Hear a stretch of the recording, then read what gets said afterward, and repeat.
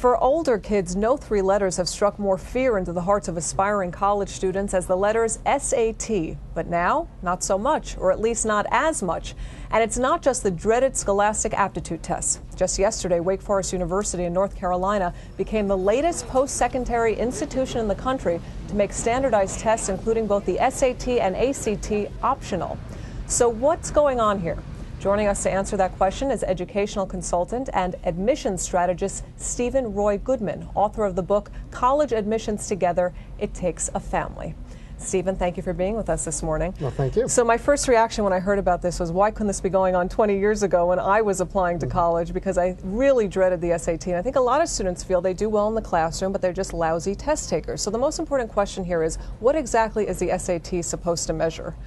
Well, the SAT is supposed to measure one's aptitude. It was originally called the Scholastic Aptitude Test, but now it's just called the SAT, and no one really has any idea what it measures exactly. And that's part of the controversy. Part of the controversy is that the SAT measures, some people argue it just measures how wealthy you are. Other people argue that it measures how good a school you go to. And no one's clear. I mean, the correlation between the SAT score and your first year grades is now 0.46. Wow. Yeah, there has been a lot of concern that perhaps this discriminates against minority students or low-income students. So is that the reason behind this trend to move away from the SAT? Well, the real reason for the trend is that universities are worried about their applications. Everything in admissions is done to help universities, because remember, universities design the admissions process, and it's for their benefit. So when universities do things, you have to look at it through that lens. What they're trying to do is generate more applications. That's why Wake Forest did this. Wake Forest didn't do this because they want to help everybody in the world. Wake Forest is doing that because they want to help Wake Forest. What are they going to look for if they're not considering the SAT as critical as in the past? What qualities are they looking for in students? Well, universities like Wake Forest have always considered grades, extracurricular activities, character, what you've done with the summers, how intellectual you are, what your passions are, both in the classroom and out of the classroom. We're going to see more of that, and in Wake Forest's case.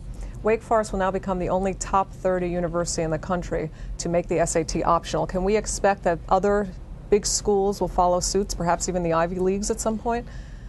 Well, at some point, perhaps, but at some point, anything can happen, but it's highly unlikely in the near future, because remember, universities' admissions offices are designed to do two things: raise revenue and generate applications.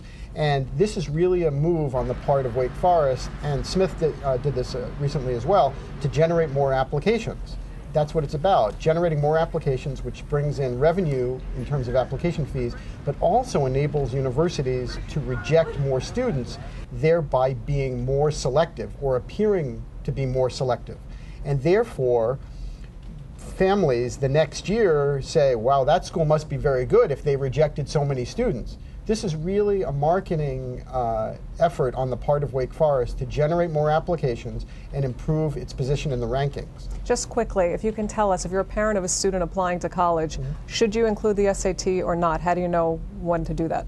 Well, it depends. If you're a straight A student and if you're a straight A student and you consistently do not score well on standardized tests, then you really either want to think about SAT optional schools, or focus on some SAT optional schools and some schools that will look at the SATs or that require the SATs. I don't think we're at the point now where I can consciously and fairly say to my families and my students that that you don't want to take the SATs. I think I have to advise my students still to take the SATs, because there are too many colleges, too many selective colleges that still require it, and I'll be glad to not give that advice 50 years from now, but right now my job is to advise my students. To the dread of most of your students, I'm sure, but we appreciate the advice. You obviously have a very experienced expert opinion. Stephen Roy Goodman, author of College Admissions Together, we thank you so much for being with us this morning. Well, thank you, Andrea. And still ahead, what's being called a growing threat to U.S. security and stability. It's happening at a flea market near you. We'll explain when Up to the Minute continues.